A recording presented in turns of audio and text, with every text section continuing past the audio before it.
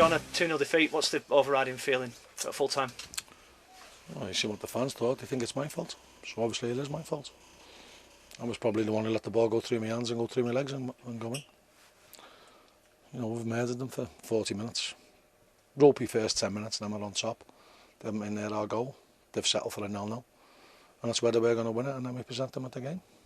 Second goal shouldn't stand, but it's a bit late anyway, you know, instead of it being a foul for us and going in their box.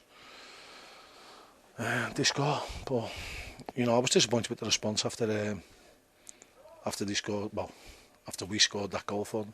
So. It did have the whiff of 0-0 about it in that second half until that goal, which... Well, it was going to be a win, it was going to be us, wasn't it? You know, they'd accepted the 0-0 and they threw everyone behind the ball. Unfortunately, Josh loses the ball in the area. He thinks he's fouled. I'm not too sure about that, but he thinks it's a clear foul. And then, you know, what happens, happens.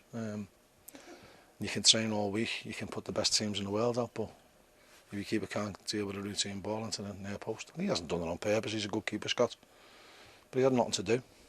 And when he has had something to do, he's fluffed his line. So. Is it another example of giving away a soft goal in a crucial time and ultimately it being your downfall?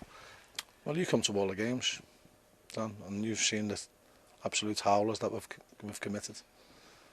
You know, Scott's certainly not the first keeper who's threw a goal in and cost us a game. He's got to keep batting away.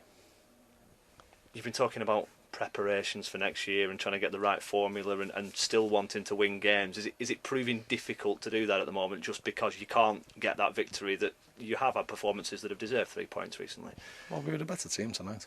You know, I think even the most ardent Newport fan would admit that. But we're not having enough shots, and that's what's killing us at the moment. And you know, possibly it's the system that we're playing, and that's going to have to change. But we're not having enough shots. You know, when we get chances to shoot, we pass it. You know, my team talk tonight was all about let's have plenty of shots. Let's gauge our success tonight by how many shots we have. Well, it was as if I asked them to do the complete opposite, because what I've asked them to do, they haven't done. So, and possibly I might have to put different players in and see if they'll do what they're told. I was going to say, to do. Is it change the system? Is it change the players? Is it a combination of the both to try and make it change? It's going to have to be a combination of both, because if you tell people a way to play a game and you train with a way to play a game, and then you go out and do that. I mean, after they scored, we didn't look like scoring, and that's the disappointing thing. We had a couple of balls flashed across the box, but no, and that's painful. Is it hard to identify, because it was the opposite against York in the previous game? You reacted when they did score and played your best football after you conceded.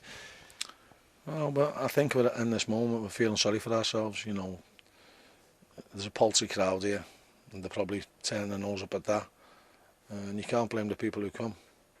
But there's a huge proportion of the people who come who make their feelings known that they're not happy, and it's a catch-22 situation. They're trying to feed off the fans. The fans need to feed off the players. I've said this from day one, and at this moment in time they're getting dragged down. It's not the first time this season you've sensed that disquiet in the stand. You've perhaps absorbed it and come in here and spoken about it. Is it getting to you? Listen, you know, if you're a joiner, you don't get people shouting at you. When if you're a joiner and you put a door on and then the window falls out, or you put a door on and something goes wrong with the heating and you get the blame, you'd soon get pretty fed up. I didn't throw that ball in the net, and yet it's my fault. Well, I've got to take the blame because I'm the manager and I'm the one who has to be the focal point and focal point for the eye. But they weren't telling me how well we were playing in the first half. It wasn't my fault then.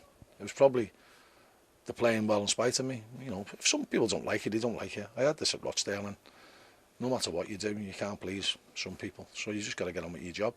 I know I'm a good manager. I know what I'm doing, and I know for a fact I know a lot more than all these people who are shouting at me in the stands. They pay the money and they're entitled to their opinion. Doesn't mean that it's better than mine. Well, it won't be better than mine because they're not qualified enough. But they'll have their ideas and they'll have their favourites.